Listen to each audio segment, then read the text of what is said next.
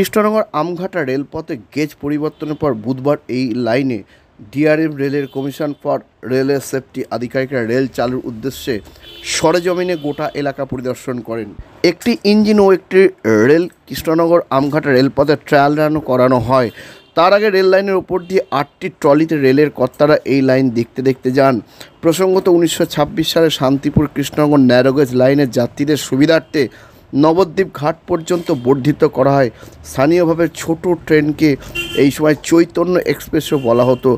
Narrow gauge পরিবর্তন করে broad gauge line বসে শান্তিপুর কৃষ্ণনগর নবদ্বীপ ধামকে যোগ করার সিদ্ধান্ত নেওয়ার পর 14 বছর আগে ছোট লাইন বন্ধ করে দেওয়া হয়।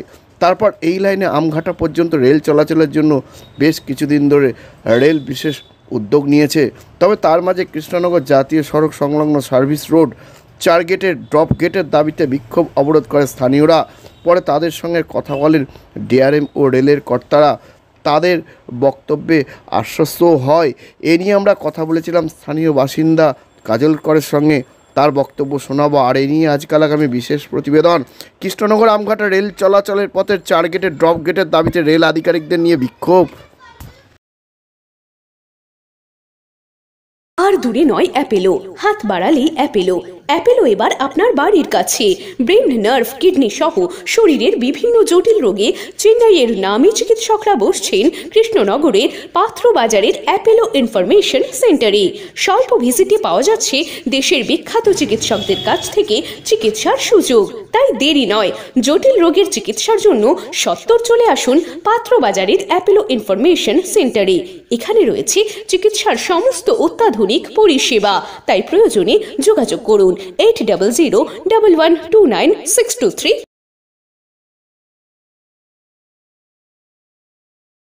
আমরা এখানে একটা ড্রপ গেট চেয়েছি, যেহেতু এটা এনএইচএস ওভারব্রিজের পাশ দিয়ে সার্ভিস রোড, এখান দিয়ে স্কুলের ছাত্ররা যায়, বাচ্চারা যায়, বৃদ্ধরা যায় এবং দক্ষিণ কৃষ্ণনগর থেকে উত্তর কৃষ্ণনগরের যোগাযোগের একমাত্র রাস্তা এটা।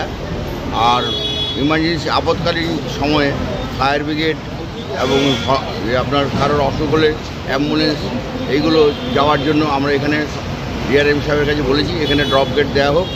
আমরা আপনাদের সহযোগিতা করব। কোনো ডিস্ট্রাকটিভ আমরা চিন্তাভাবনা আমাদের নেই, কনস্ট্রাকটিভভাবে আমরা সহযোগিতা করছি আপনাদেরকে কাজের সময় এবং এখন আগামী দিনেও করব।